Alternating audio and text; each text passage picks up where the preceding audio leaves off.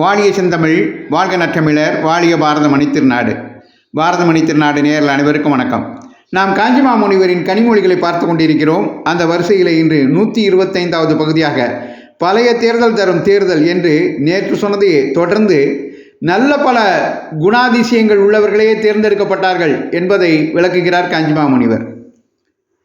இந்த சமயத்தில் பழைய நாளில் பல யோகியதா அம்சங்களை, முக்கியமாக தார்மீகமான போக்கை, அர்த்த சுத்தத்தை, அதாவது பொருள் விஷயத்தில் ரொம்ப கை சுத்தமாக இருக்கிறத, மன தூய்மையை வைத்து நடந்த தேர்தலை பற்றி நினைப்பதே கொஞ்சம் தேர்தலாக இருக்கிறது. குறிப்பாக கட்சிகள் பல தினசில் பணம் பண்ணி அந்த பலத்தில் அபேஷகரை நிறுத்தி வைப்பது, அவர் கட்சியிடம் வாங்கி கொண்ட பணத்திலேயே ஏப்பம் விடுவது, அல்லது எப்படியும் ஜெயித்தாக வேண்டும் என்பதில் அதற்கும் மேல் தானும் சொந்த செலவு ஏகத்தாராக செய்து கட்சிக்கே பணம் கொடுத்து தங்களை நிறுத்த செய்பவர்களும் இருப்பார்கள்.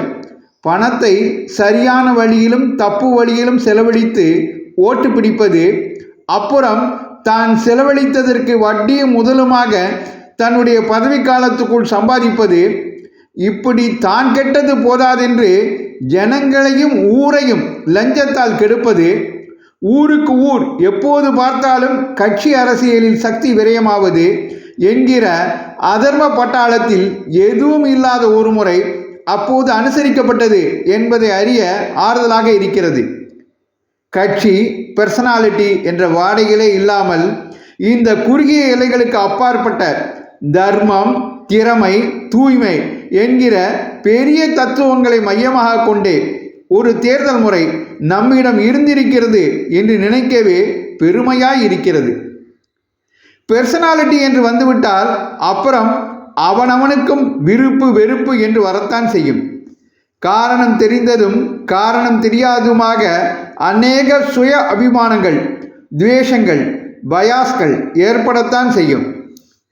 சிலாசாசன தேர்தல் முறையில் இந்த பெர்சனாலிட்டிக்கே இடமில்லாதது ரொம்பவும் விசேஷம். அபேஷகன் என்ற அக்ஷதை போட்டுக்கொண்டு நிற்கிறவனும் இல்லை, அதே போல ஓட்டு போடுகிறவன் என்று எவனும் இல்லை. இப்படி இருக்கும்போதுதான் கொஞ்சம் கூட நடுநிலைமை தவறாத நியாய வழியில் ஒரு தேர்தல் முடிவு அமைய முடியும். அவனை இவன் வால் பிடிப்பது, இவனுக்கு அவன் இதை செய்கிறேன் அதை செய்கிறேன் என்று ஆசை காட்டி பணத்தை காட்டி ஓட் பிடிப்பது ஆகியவற்றிற்கு அந்த உத்தரமேரூர் கல்வெட்டில் தெரிவித்துள்ள தேர்தல் முறையில் இடமே இல்லை அல்லவா என்று காஞ்சி மாமுனிவர் பழைய கால தேர்தல் முறையை சிலாகித்து இன்று நடந்துள்ள அவலங்களை விளக்குகிறார்.